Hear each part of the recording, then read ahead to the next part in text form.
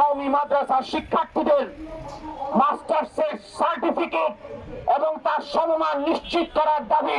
আমরা ফ্যাসিস্ট হাসিনার বিরুদ্ধে শুধু লড়াই করিনি, বরং সামাজিকভাবে আমাদেরকে বৈষম্যের মধ্যে ফেলে দিয়ে শেখ হাসিনা যে নির্যাতন নিপীড়ন আমাদের উপর চালিয়েছে তার জবাব দিয়ে 24-এর গণঅভ্যুত্থানকে যাত্রাবাড়িতে লাইট হাউস মতো দাঁড়িয়ে এই আমাদের মাদ্রাসার শিক্ষার্থীরা সফল করে ছেড়েছে।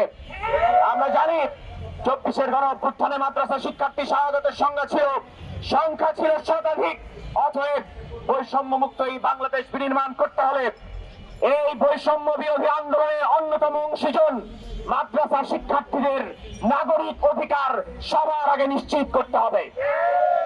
কিন্তু আমরা বড় দুঃখ পরিতাপের সাথে দেখছি যে সনদের মূলা স্বীকৃতির মূলা শেখ হাসিনা ঝুলিয়েছিল 24 পরবর্তী সময়েও এর কার্যকরী কোন সমাধান আমাদের খুনে ধরা এই রাষ্ট্র ব্যবস্থা আমাদেরকে প্রস্তাব দিতে পারে নাই।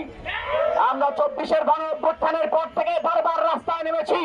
আমাদের কওমি মাদ্রাসার শিক্ষার্থীরা বিভিন্ন ব্যানারে যৌক্তিকভাবে গণতান্ত্রিক উপায়ে তাদের দাবি জানিয়েছে, কিন্তু এই দাবি এখনো রাষ্ট্রের দায়িত্বে বসে থাকা ব্যক্তিদের কর্ণকুহরে পৌঁছেনি। আমরা সুস্পষ্টভাবে বলতে চাই, আমাদের আজকে যেই দাবিগুলো নিয়ে আমরা দাঁড়িয়েছি এটা কওমি মাদ্রাসার শিক্ষার্থীদের মাস্টার্সের সার্টিফিকেট এবং তার সমমান নিশ্চিত করার দাবি।